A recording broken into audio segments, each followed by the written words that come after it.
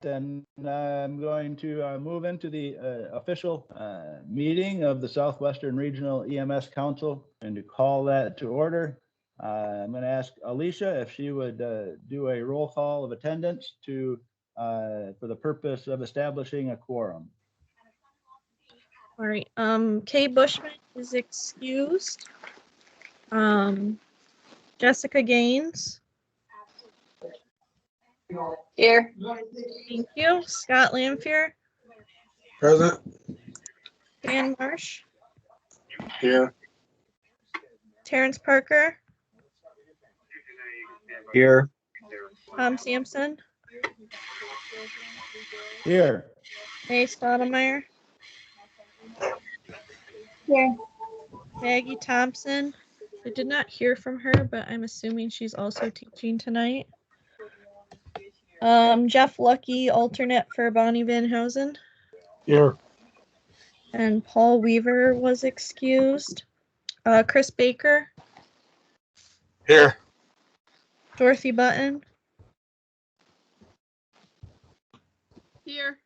Mickey Fornes. Here. Ed Fredrickson was excused. Bobby Kuhn. Here. Carrie Parr was excused. Todd Reisner. Here. Tim Richardson. Here. Dr. Walters was excused. I'm finding out Priscilla is no longer a member. Donna Bryant. I'm here. Tim Carlson. Lisa, we're getting a lot of feedback. I don't know who it is. I'm not sure who it's coming from. Looks like Doug. It was Doug. So Tim Carlson, I didn't hear him. Okay. Doug Conroe. Here. Here. Thank you. Jen Gutman. She just sent me a text. She's working and she can't get connected in. She's having trouble with her Wi-Fi, so she'd like to be excused. Okay. Well, Dan Infeld, you're next. Dan Infeld. I'm here. Bill Johnston. I'm here. Laura Logan is excused. Kevin Peebles. Here. Brian Wilcox. Here. Guests, we have myself, George Philgrove. Present. Donna Kame. Ed Major. And then we have Frances, who is joining us. So at this point, she is a guest. And then we have some other guests on, Ron Hassan and Stephen Blocker. And then there is a phone number that has not announced themselves. But we have a quorum, Tom. Thank you, Alicia. Is there a motion to accept the minutes from the previous meeting? I'll make a motion, Brian. Is there a second? Second, Mickey. All right. Anyone opposed, please speak out. Anyone opposed? Very well, they passed. We're going to go to the treasurer's report,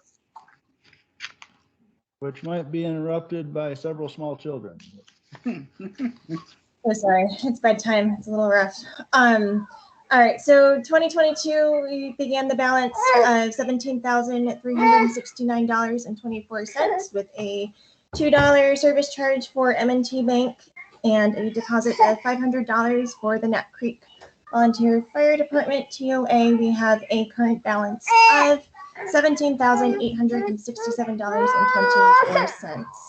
So I think we need a little bit more coming in and out. I think we get rid of the service charges if we do that. So maybe this year we'll be able to spend a little bit more. And so when we get I'm all ready to do the reimbursements and such if we're able to get all of that stuff approved. So.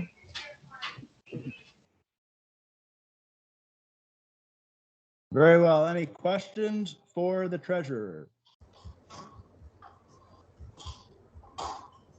If not, we'll entertain a motion to accept her report? Chris Baker, yes. And a second? Bill Johnson, second. Second. We have Bill Johnston and Todd. Again, anyone in dissent, please speak up. Hearing none, the treasurer's report is accepted. Enforcement notifications. I believe there are only 3 this month, or this meeting. Possibly 2. Maybe only 1. All right, it looks like we just have 1.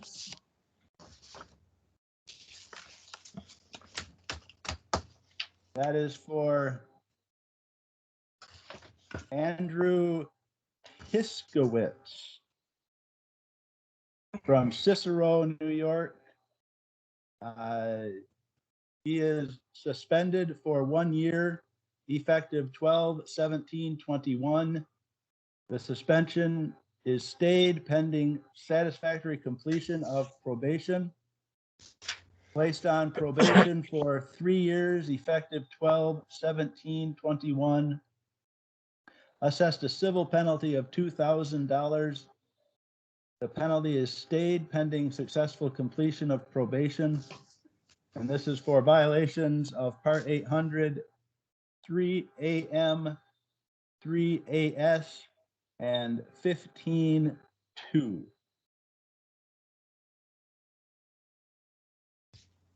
That is all the enforcement notifications that I am aware of. Tom, I just want to jump in real quick. The phone number that is listed is Tim Carlson. I just wanted to get it on the record that he is here. He sent me an email. Very good. Thank you, Alicia.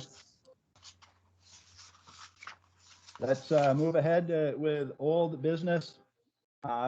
Regarding the Chautauqua County EMS CON appeal, I have heard no new correspondence or information on that. We will continue to keep you updated as it moves along. Vital signs reimbursement. We do have 3 people that have submitted applications for reimbursement that have been deemed as a complete. And Alicia, can I impose on you? I know that it's Peter Taraka, Dan Parr, and Terry Parker. I don't remember the amounts. And so Peter and Dan are both $400. They both had the maximum as they attended in person. And then Terry Parker was for the total of $129. Thank you. What is your pleasure regarding reimbursement? This is Mickey. I'll make a motion that we reimburse since their applications have been deemed complete and correct. Bill Johnston will second. Very good. Any further discussion?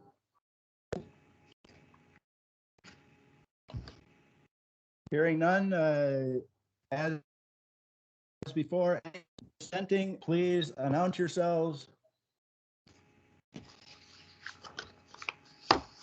Very well. We will make sure, as May said, that we'll get those checks out to those people in a timely manner.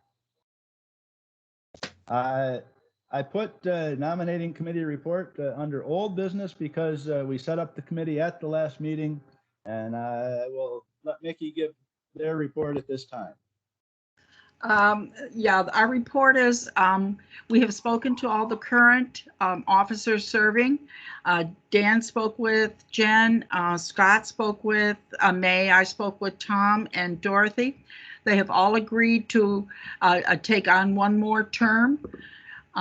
So when we do the elections, that is our presented slate of officers.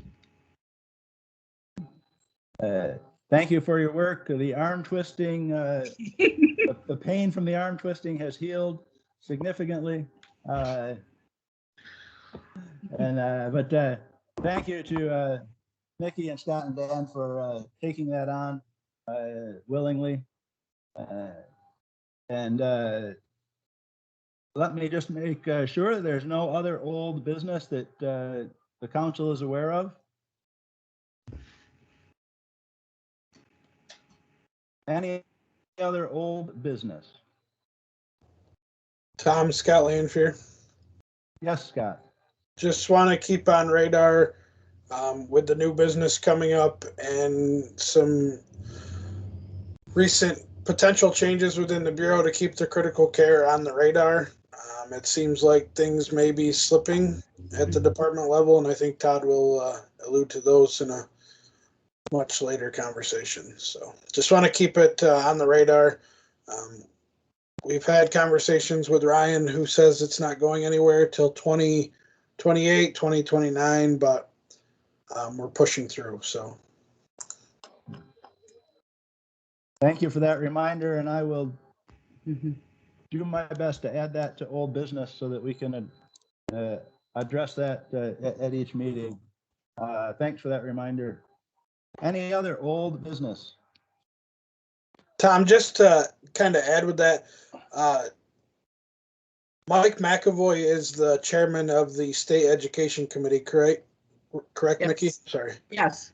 I'm just curious if at any point the AEMT protocols may actually align with the national standard. I know that's a big topic of discussion because in New York State, they've added some things. So I'm not sure. That was a point that was being discussed before everything, all hell broke loose. And I think that will probably come around again once things settle down. But at the moment, there's not any active work on that topic. Thank you. Yeah, I gotta tell you, I think it's supremely frustrating that all this work went into killing or essentially killing the CC level of care. And then now they're doing all this work to raise the level of care of the advanced EMT to something that would look like a CC. This strikes me as an exercise in bureaucracy that is very frustrating.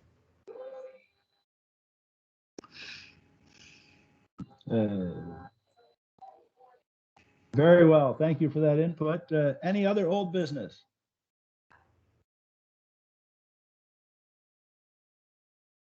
Very well. Let's move into new business, and the first item will be the election of officers. You have heard the proposed officers from Mickey, myself as chairperson, Jen Gutman as vice chair, May Stottlemyre as treasurer, and Dorothy Button as secretary. What is your pleasure as a council?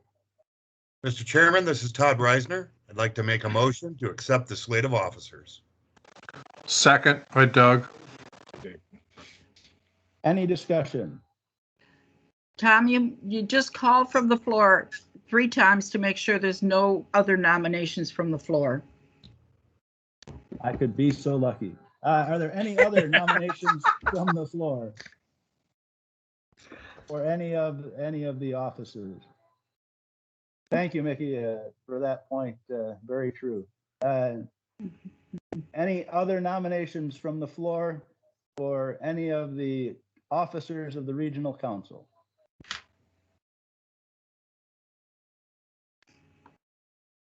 Any other nominations from the floor for officers in the Regional Council? Hearing none and having a properly seconded motion, is there any discussion on the motion? Tom, Move the motion. Yes, Tom? Nikki. you could just have, if there's, the motion is made and seconded, and if there's no objection, the secretary will cast 1 ballot for the slate of officers, and that's the end of it.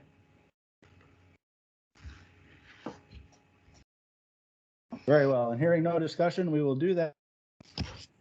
We will direct the secretary to cast 1 unanimous ballot for the slate of officers. Okay, I cast 1 ballot for all the nominations for officers. Thank you, Dorothy. And again, thank you to Mickey and Scott and Dan for their work. And thank you to the rest of the officers for being willing to take on that responsibility. for another term. Next, I will turn the floor over to Dan Imfeld regarding an application for membership. Well, before we take that up, I guess I'd like to entertain a motion to accept Priscilla Bain's resignation. Bill I'll make the Johnston, motion. so moved. I'll second it. Very well. We will accept that with regrets, and we will send a letter thanking her for her time on the council. All those in favor, I'm sorry, anyone dissenting, please state so. Very well, that resignation is accepted. Okay, we had one opening for an at-large position that would expire in 2025 for Cat County.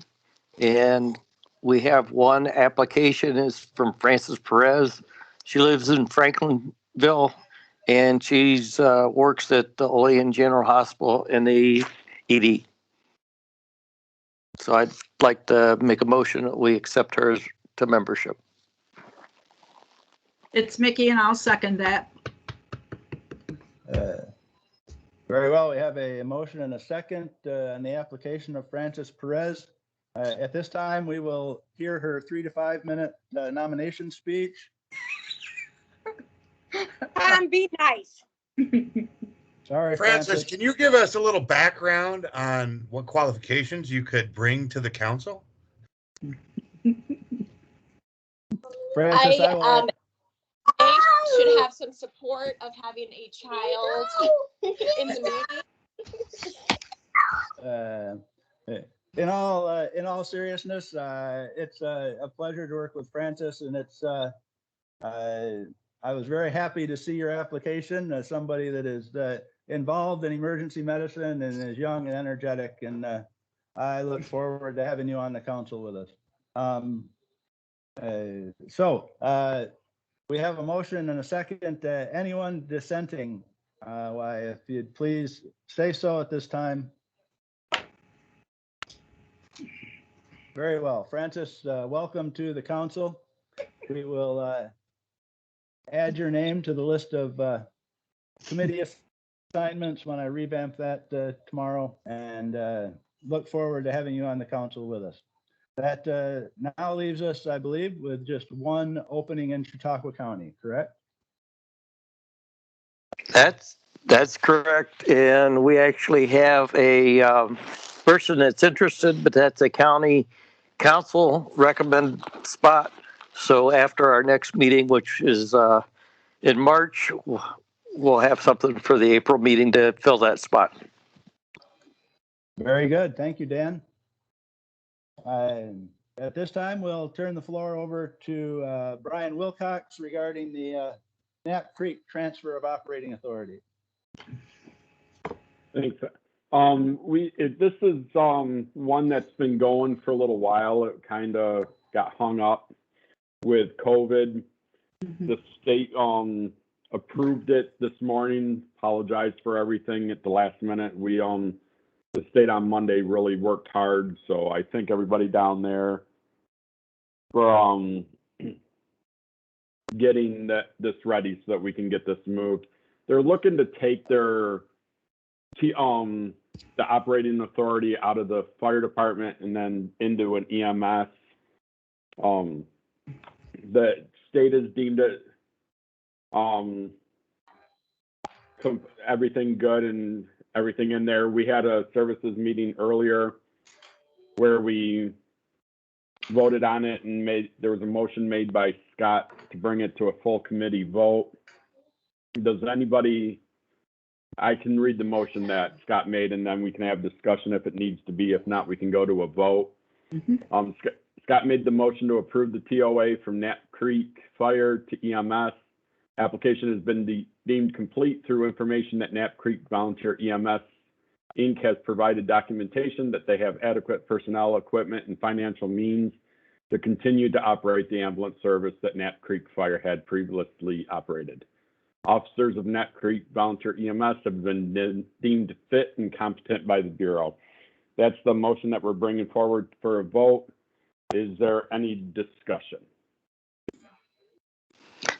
Mr. This Chairman, is, Mr. Chairman, Scott Lanfear. Yes, Scott. Just to keep Ron Hassan happy and follow by the rules that he has provided us for many times as we've done these CON actions. Discussion is absolutely necessary. Really digging into this application and checking around it. It sounds like there's 17 calls in this district, and it sounds like they really want to continue to provide a community-based ambulance. In talking with some folks in Cattaraugus County, it sounds like they have a hand-in-hand relationship with the CON ALS provider as needed in that area. It just sounds like they really want to provide that community-based ambulance that they've provided to those people, and that some structure, as we see structure change usually for billing purposes, this seems to just be changing for them to be able to continue that community-based ambulance service. So congratulations to them for continuing this, and I would just entertain any further discussion. Maybe Todd or someone who works with them. It seems like they're a good group of people. To go through all this for 17 calls a year is really dedicated to that community. Yeah, Mr. Chairman, this is Todd Reisner. I couldn't agree more. The folks that are taking this action are really doing a heavy lift where, like Scott said, about 17 calls a year. There's a small, close-knit community. They've been doing this forever and a day under the auspices of the Allegheny Fire Service. And it's just time that they get the paperwork set so they can continue to provide the small bedroom community with EMS service. I just had one question for anybody that's on the committee. In their narrative, they listed 3 providers, but if you look at their DOH paperwork, 2 of those providers have listed expiration dates, and I just wondered if that was mistaken the paperwork, or are they really down to 1 provider? Dan, I can answer your question. The 2 providers that are paramedic level work for the City of Olean Fire Department. Their expiration dates are good. It was a typo on the application. Okay. That was my only question in looking through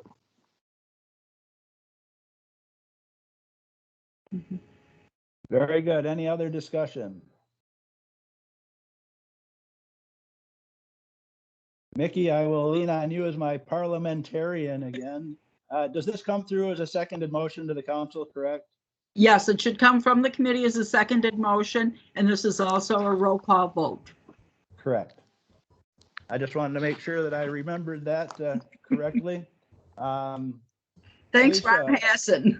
yes, thank you, Ron Hassan. Alicia, are you prepared to do a roll call vote? Yes, I am. Let's go ahead with that. Okay. I just want to confirm when I do a roll call, I list everyone, not just the ones that I know are here, right? Correct. Okay. Kay Bushman. Jessica Gaines. Okay. Yes. Scott Lanfear. Yes. Dan Marsh. Yes. Terry Parker. Aye. Tom Sampson. Yes. May Stottlemyre. Yes. Maggie Thompson. Bonnie Van Heusen, alternate Jeff Lucky. Yes. Paul Weaver. He is not here. Chris Baker. Yes. Dorothy Button. Yes. Mickey Fornes. Yes. Ed Fredrickson. Bobby Kuhn. Yes. Harry Parr. Francis Perez. Yes. Todd Reisner, Yes. Tim Richardson, Yes. Dr. Walters, Donna Bryant, Yes. Tim Carlson,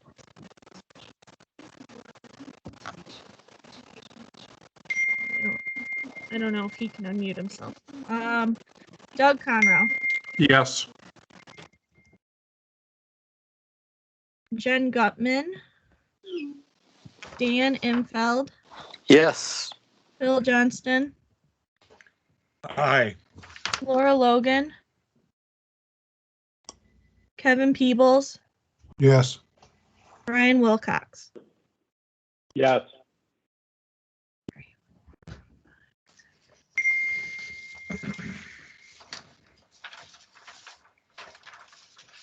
That is 20 ayes, 0 abstentions, 0 nays. Motion passes. Very good. Thank you, Alicia. Thank you to Brian and the Services Committee for your excellent work as always. For the final bit of Tom, before you go to that, you do have the course sponsors. Oh, thank you so very much. So I can list those off for you and then someone could make a motion. I would appreciate that greatly. We Okay, do have several course sponsor applications that require our approval to move forward. So they are Alicia's going to read those at this time. They're for Chautauqua County Office of Emergency Services, SUNY Jamestown Community College, All Star, Olean General Hospital, Cattaraugus County Office of Emergency Services, Allegheny County Office of Emergency Services, and Southern Trail Care Systems specialty course sponsor. Make a motion to approve all applicants. Second, Dan Imfeld. All right, we have a motion and a second. Any questions or comments regarding any of the applications?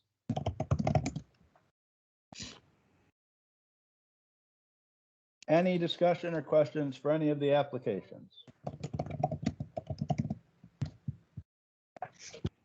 Hearing none, anyone dissenting, please say so at this time.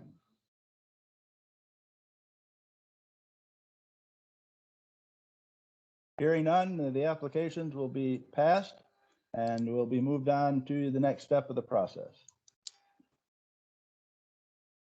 Now then, we would like to spend some time and have some discussion on the proposed Article 30 changes.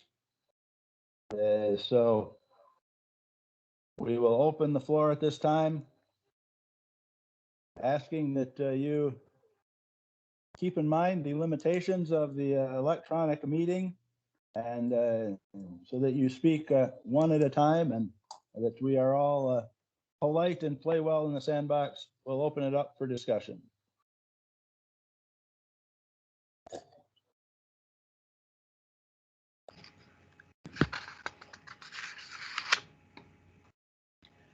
Okay, I'll go first. You know, on this issue, I'm smart enough to know what I don't know. And it just seems like it's been pretty difficult trying to get my hands on actual information on what the proposed changes are, and more importantly, what's going to be stricken. So I'm feeling a bit frustrated, but from what I can gather, there seems to be some good things that are in here, namely some additional language that will help codify community paramedicine in the state of New York. I think that's a good thing. But it also seems to want to cede power from the REMSCOs to the SEMSCO. And that's concerning to me. But like I say, there is some good things in this proposed change.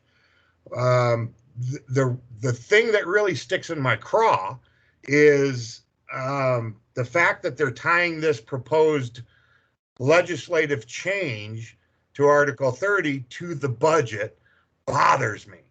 That reduces transparency and it reduces discussion and honest debate. So for what it's worth, that's my thoughts at this point. I think I would agree with you about some codifying of community paramedicine and some talk about alternate destinations, but I don't see any guarantee of funding or reimbursement or how reimbursement would be handled for patients taken to alternate destinations. This is Mickey. I have where it talks about the department handing out certificates of need without determination, or handing out certificates without public determination of need. I think I have a real concern about that. Does that mean anybody can put an ambulance on the street corner and say, here we are? I'm not sure what that means. You know, is the department going to take that process over? Because it says the department. I guess that really concerns me. Is this going to destabilize our system just because people are going to do those kinds of things? I guess I'm really concerned about that one. I did notice that in that wording that there was no language about the REMS providing the initial approval. And I would agree with you that I was a bit surprised and concerned about this seeming option of the director to issue a CON regardless of proof of need as he deemed necessary. Yeah, you know, and what's going on in an area, would this be only under example, disaster situations where that would be enacted, or is this an everyday process? I mean, it wasn't, to me, it wasn't very clear. Of course, it's not in English, it's all in legalese, so I'm not really sure that I understand all of the concepts, but that was very concerning to me. Yeah, if you don't understand them, I certainly don't, but it was fairly clear to me that that there was a path where there was could be unilateral issuing of a CON, and that was disturbing. Yes. Mr. Chairman, Scott Lane here. Yes, Scott. Sorry, Mickey, I didn't mean to cut you off. Go ahead. I'm just concerned. If anyone sat into the state council meeting, as Mickey alluded to earlier today, 7.5 hours or 7 hours and 26 minutes we spent developing one 8.5 by 11 sheet of paper that said what to do if you encounter someone with an infectious disease. And at no point did the Bureau staff or anyone discuss anything that's in this budget. We've had committee meetings, we've had SEMSCO meetings for some time. There's no discussion about that. On the provider calls, there's discussion about extending EMT certifications. It just seems to me if you were going to do something to help the system, we would take certifications from 3 years to 5 years, maybe adequately staff the regional offices. You know, Gene Taylor made it very clear that the 45-day CME rule is, you know, there for a reason, and people aren't making those 45 days. The Bureau is super busy.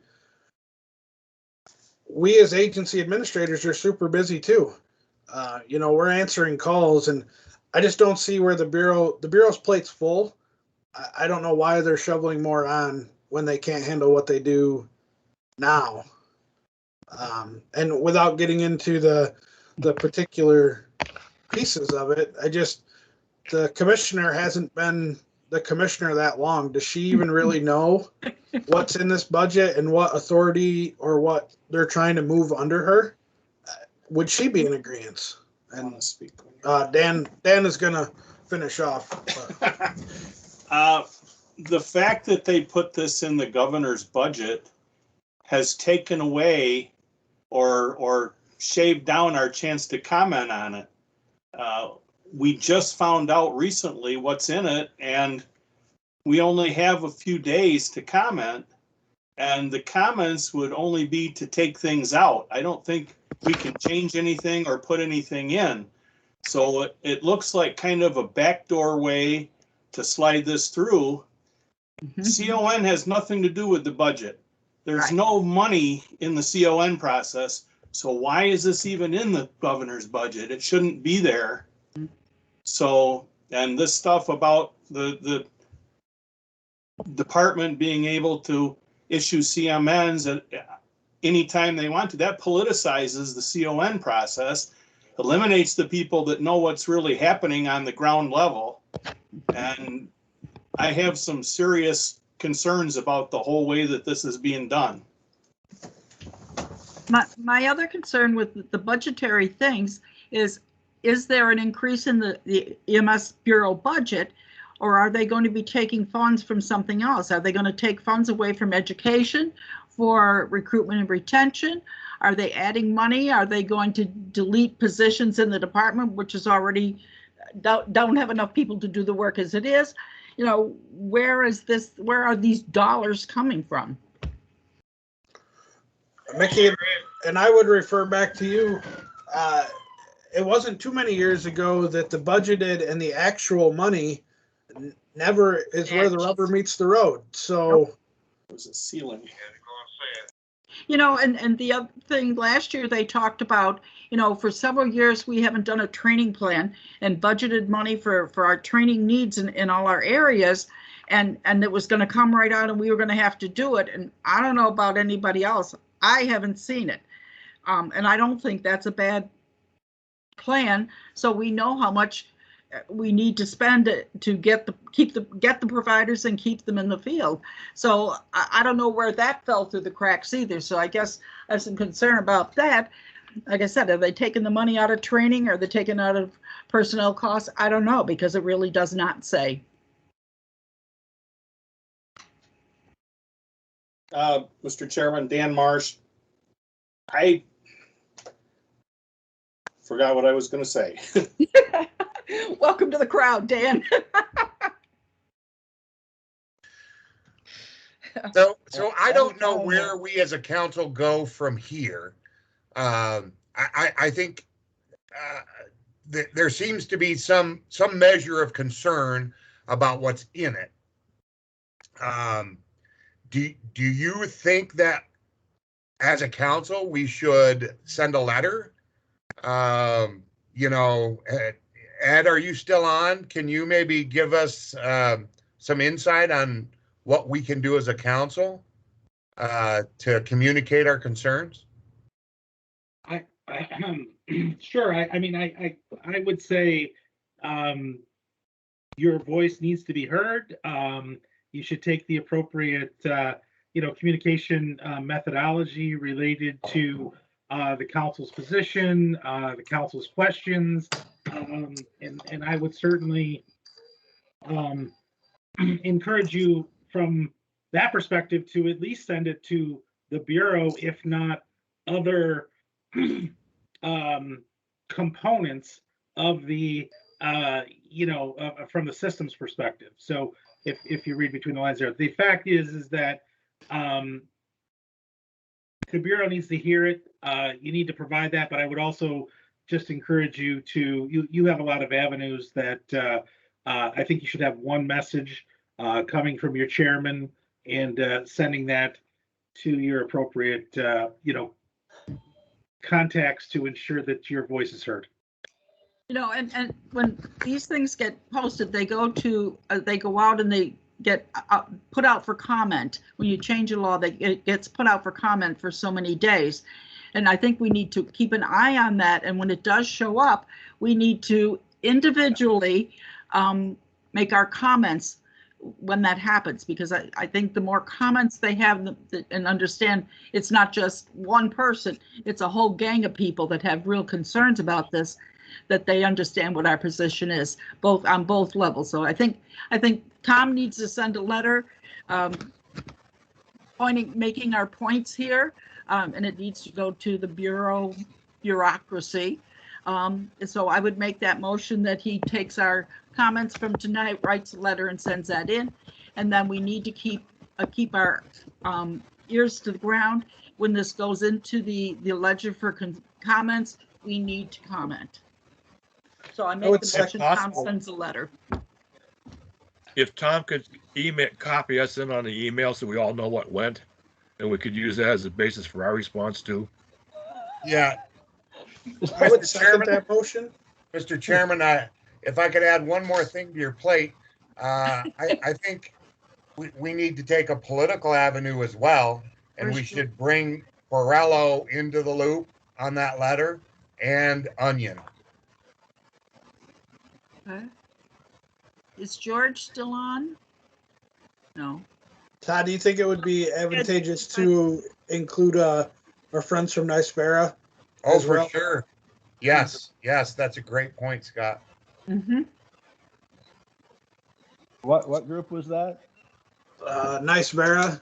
Steve Kroll is. New York State Volunteer Ambulance.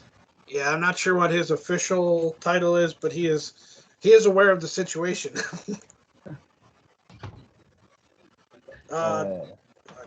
Yeah, I remembered what I was going to say. And what it was the CON process in Article 30 needs fixing, but it needs to be fixed by the legislature with public hearings and input from all of the stakeholders and due deliberation, not just wham bam and this is the way it's going to be. A backdoor budget process. So, that's my point. All right. Yeah, Doug here. Yes, Doug. Mickey, I'll be surprised if there's a public comment period because it's associated with the budget. The budget follows a different scheme. But what they're doing, this is changes to Article 30, which is a law. Right. So It has is. to go out for comment. Well, the budget's a law too. I hope that's the case. I'll be surprised if it is. Okay. Because if it's attached to the budget, it's the budget. And other add-ons have not been that way. Yeah, I agree with it. Very concerned about CON. I take it that this is just another bureaucratic nail in the volunteer service coffin. I agree. Because I see the impact of this upon the volunteer service. Yeah, it's going to put more pressure on pure volunteers. And that,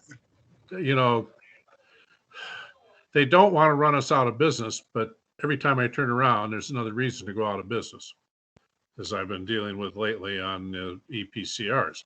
But, and, I'm known to tilt at windmills here and there. And this is one windmill that I want to continue to tilt at, even though I realize that I'll probably fall off the camel.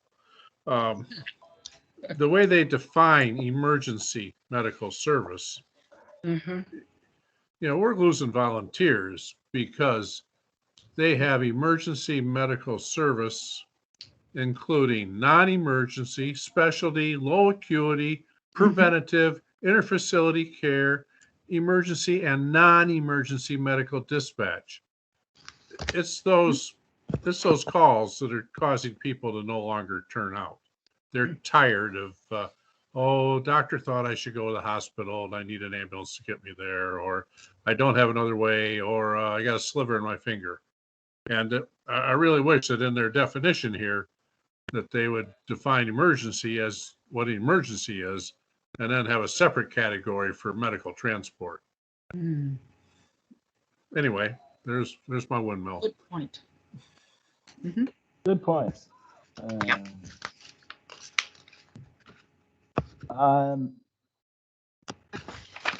Sorry, just making some notes.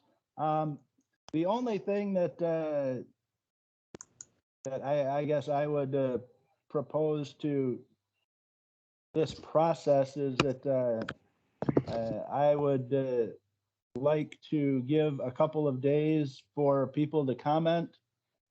Perhaps if even, I hate to add more work to Alicia and Donna, but if they could send out a short survey or even a short email so that if there are any additional comments people could put them into writing very briefly, maybe by the end of business on Friday, we could close that out. And then over the weekend or early next week, I could compose that letter and share it with you. That would be my plan, if that's acceptable.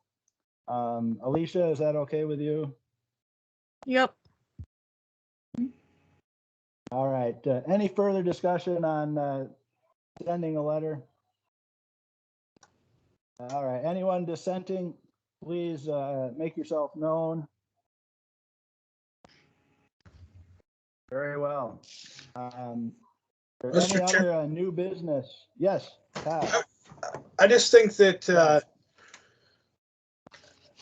and I hate for Ed to be the scapegoat. I tried to get him some staff last week on that provider call, but Ryan said no bueno right now. I think that if the council truly feels this way, and we're going to send a letter and follow the political chain, what we're upset with, I guess, is the lack of communication between the department and the providers, or the department and the REMSCOs.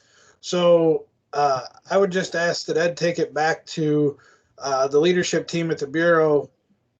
If these changes need to be made, we have provider calls, we have emails, the technology is out there.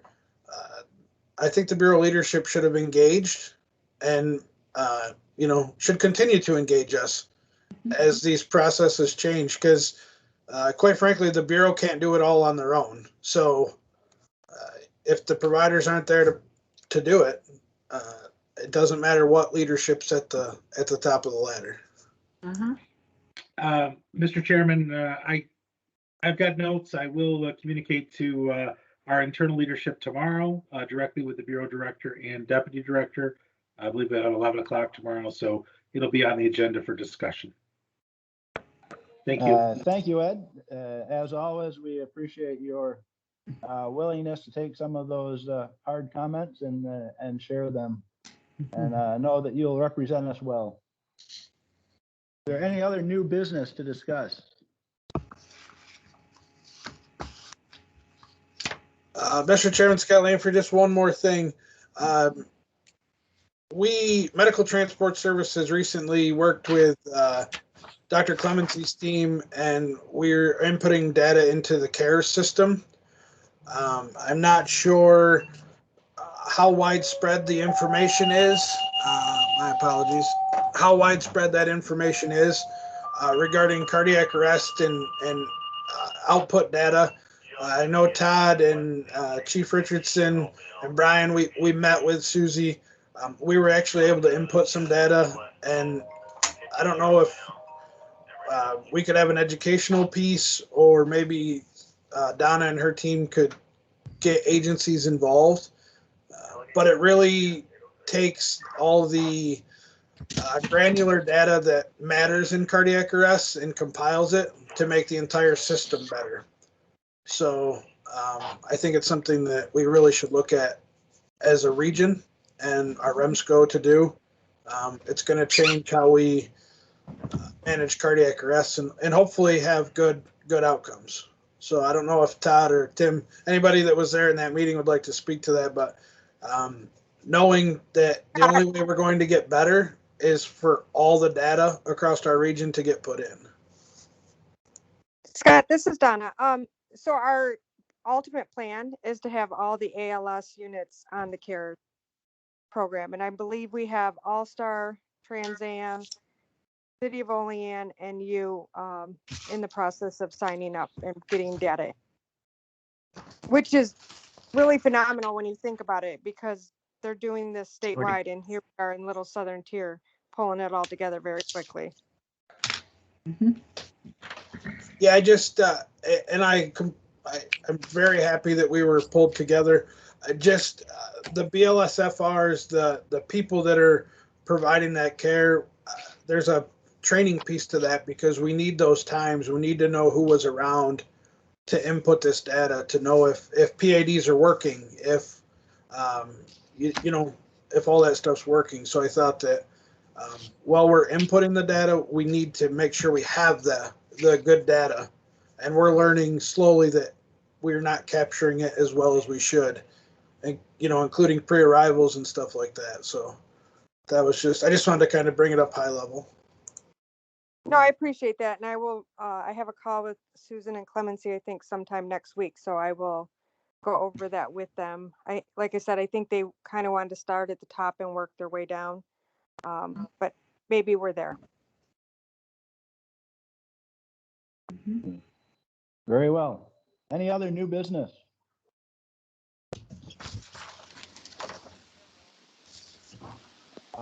Hearing none. Yeah. This is Dan. I'll second that. All right.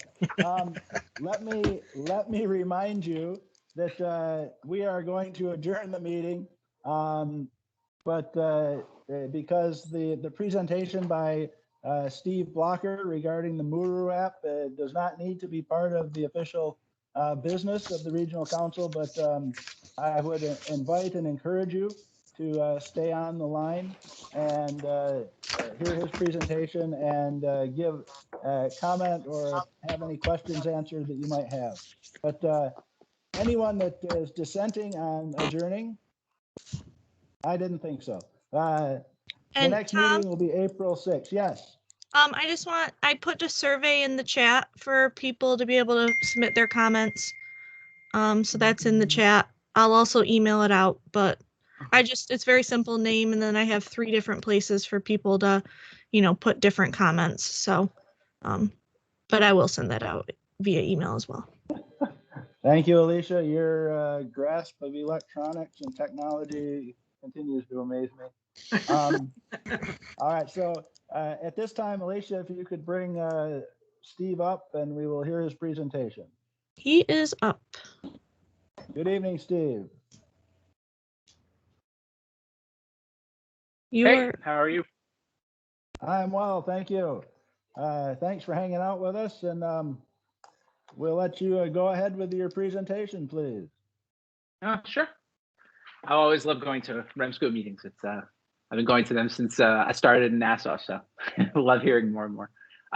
Anyway, so I'm Steven, CEO of Muru. We kind of talked a lot about this at the last REMSCO meeting, so I'm happy to take any questions this time as well. The really short version of what we do is we do kind of 2 pieces at once. One is we have a team that collects all the data to make sure that everything's in one place from both the region and the state and the hospitals and everything else. And the second half is then getting it in an app so that while all that data is in one spot, it's super easy for everyone to access. So with that, I can show you kind of what we have. So just make this big.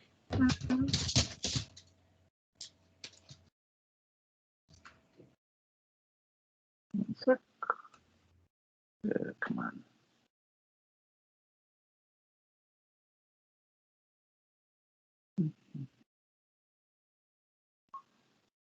All right. It's not letting me present my screen. Let me try that one more time.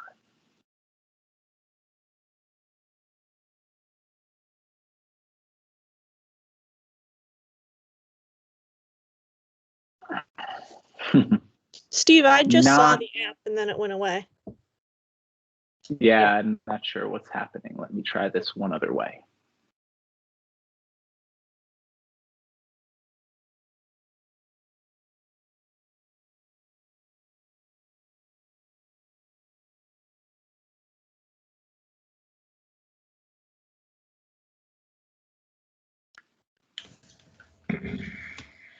All right, so let's just do this. Everyone see that okay? Yes, Ben. Okay, so we take so in the upper right corner here, we allow them to select both the region and agency that they're in. So we have a list of all the agencies within each region, and they kind of select their agency, and they can select multiple agencies if they work at multiple departments, things like that. Then they get access to protocols, which includes both the state and regional. So this is the place I volunteer in Nassau County. So you can see my Nassau County regional and state collaborative protocols are all in one spot. I can pull up any protocol, and look through it. Really doesn't matter which one, right? Kind of, you can flip the phone sideways, see it nice and big. Then we also have the medications and equipment for each agency. So when an agency fills out the equipment and meds they have, and then a member joins that agency, then we include all of that as well. So we have all of the medications that's carried at any particular agency within the protocol set, obviously. The medication here with the concentration, every dose of where it's listed, and the source of where we pulled any formulary or other information like that from. So for example, in Suffolk County, they add a formulary to this, so the formulary comes up and that note section expands out much larger.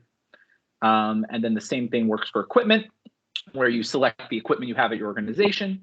And then, for example, a CAT tourniquet, while simple, we know the difference between a CAT 3 and a CAT 7, and we monitor the manufacturer's website for any changes to either one. So not only do they see the right CAT tourniquet that they carry at their agency, but they see the manufacturer's recommendation on how to use it. And that doesn't only go for something like that, for something more advanced like a cardiac monitor, where you can see everywhere you can face defibrillated cardiovert, and the most current version of the manual, which we monitor the websites and try and maintain. And then on top of that, we have hospitals. Hospitals is based on GPS location. So we can pull up the either closest hospitals to where you physically are, or you can select a capability, up that capability, and then sorts the hospitals by distance from you. So again, this is me downstate right now where I am.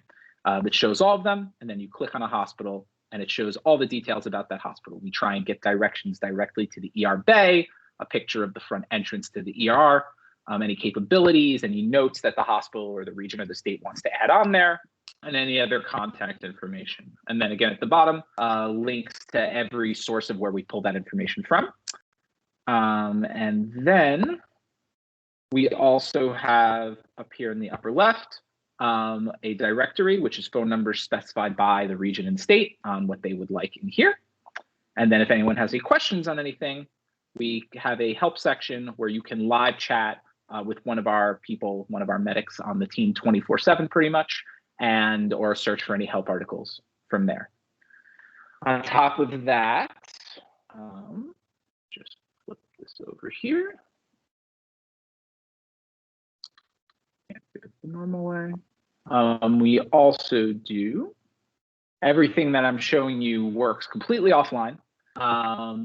We customize this, like we just said, to the individual. So a EMT will only see the BLS protocols, an AMT or paramedic will see the collab protocols. We customize the equipment and meds and the certification level. Everything in the app is only pulled from the official sources. So unless the region or the state authorizes it, nothing really gets in there. There's nothing coming from the web. These are what the notifications look like when something new comes up. So when the pandemic triage protocol was posted a few weeks ago for New York City and it went active, we had a 97% rate of people that got the notification, opened the notification, and viewed the information within the first hour of the time the notification was pushed out around the entire city. And that covers that piece of it. The only other thing to kind of talk about and show here is kind of how we make money. So in addition to everything else that we just showed there, we have some other features that we add on for a fee. This fee has been waived since the beginning of COVID because we launched in New York State just before COVID and thought it was the right thing to do to keep it free for the entire time. So here are what those features are. There is a search bar up top. In that search bar, you can pull up any other information you can pull up any of the information from those sections that you would like, and you can do so regardless of how you ask the question. The search bar understands how to do it. So I can say, I want to see the asthma protocol. I can say I want to see it for a 7-year-old. I can say that I've given the first several rounds of Combivent and it's not working and I want to pull up Epi. So I can pull up the Epi. I can see all the doses in here and then I can type in a weight and it'll automatically calculate it to that weight. So I don't know what, 32 pounds. And it'll automatically do the dosing and the med math for you.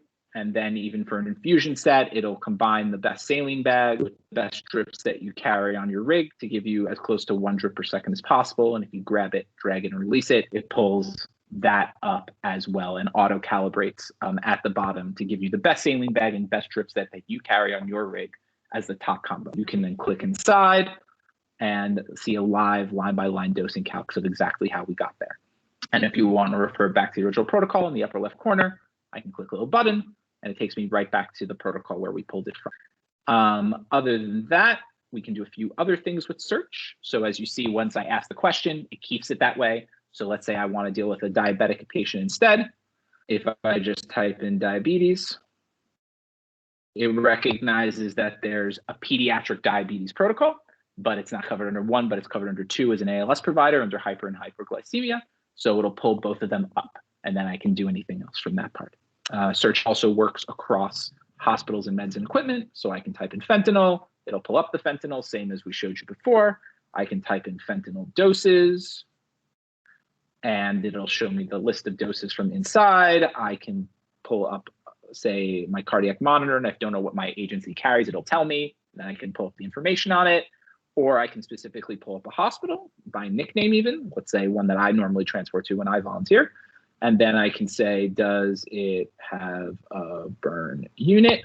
And it'll tell me it doesn't. It shows me what it has, the nearest location, the nearest hospital to me before I bypass any hospital, and then the burn hospitals, and then the burn protocol itself. And that's pretty much what we do. The feature list also includes, one other thing, which is,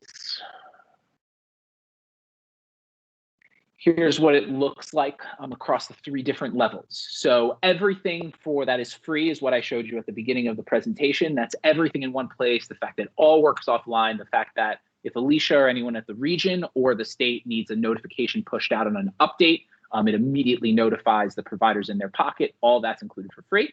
The search bar and the dosing calculator are, or will be, behind a paywall eventually, but have not been so since COVID started, well over a year ago. And then if an agency buys it, not only do they get all that information, but they also get a few other features added on, including being able to control their own inventory, getting notifications or summaries on who opened the notification and who said, yes, you can tell my chief I got this notification, it's good. And then some educational insights. Those educational insights are things we will be sharing with the regions and the state once we are done building that platform for free and included, well, not free, but included within the state partnership agreement. So you guys will be getting a lot of data, hopefully soon, on where people are looking at, not individually, because we never betray the individual's trust, but where we can give you reports on, hey, the paramedics are viewing these protocols the most. Here's the questions they're asking on those protocols, things like that, which allows both the regions and the state to get a lot of data about where training might be wanting to focus or confusion over a policy or a protocol. We can tell you what questions people are asking on those to help you, see if you want to change or make any piece of your content more clear. And that's it. So I'm happy to answer any questions you guys have. Thanks, Steve, for that presentation. I had the opportunity to use the app a bit ago. I had one comment. Would be, I took a patient to the Noyes Hospital in Dansville, and I wasn't familiar with the phone number, so I looked it up, and the app gave me the switchboard number, not the direct ER number. If there was a way that we could have numbers that went right to somebody where we could give a report and not have to work through a couple of menus, that would be really helpful. So we can absolutely do that. Something Alicia and I talked about was Alicia vetted all the initial content on the platform. Our next step from here is to work directly with the regions to introduce, either to provide the phone numbers directly to us that they want for each hospital, which we will instantaneously update for you, like within 24 hours, you let us know, we'll swap it right out.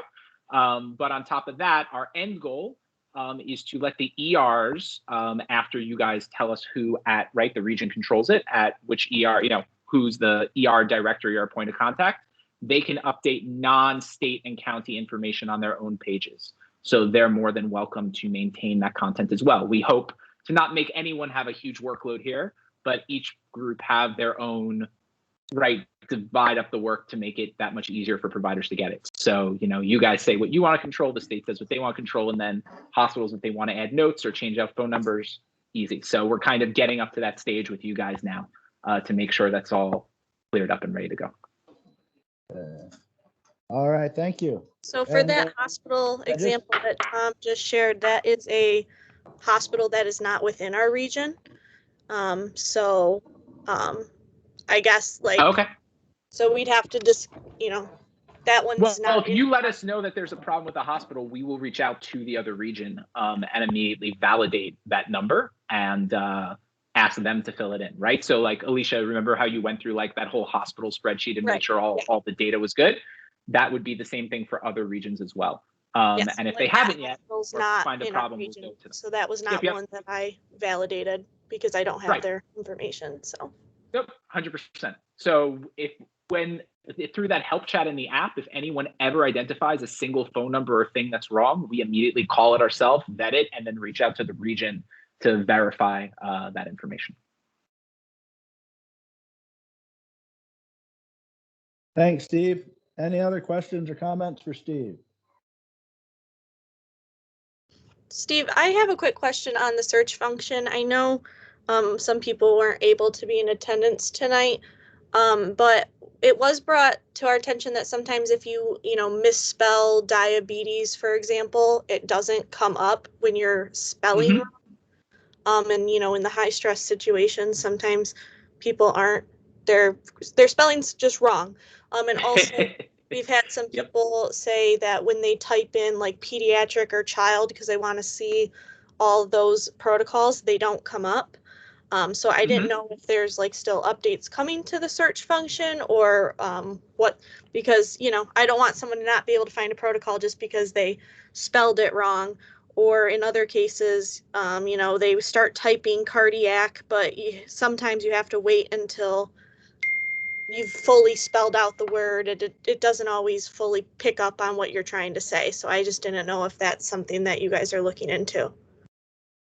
Yeah, so actually we have to manually invent, because no one's made one for EMS yet, like an autocorrect, but that only uses a certain vocabulary, because we initially tried to let your phones autocorrect do it, and every time someone typed in ROSC, it typed in the word return, and no one could search for anything. So we are inventing one ourselves. It is already on our priority list. We got a beta version ready to go, but it's not fully tested yet. So hopefully that'll be coming out soon. But yes, we continually build out new features, and any features that come out that aren't specifically related to anything paid is available to everyone. And since you guys get access to everything right now, yeah, it'll just push out to the phone as an update. But we are working on it. All right. And we try and get the most commonly misspelled ones in there. So as we start seeing them, we try and figure those out.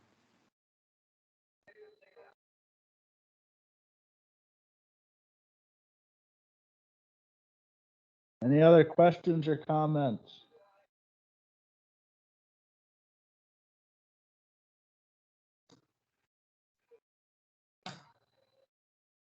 All right. As people think of things, Steve, how can we reach out and get in touch with you?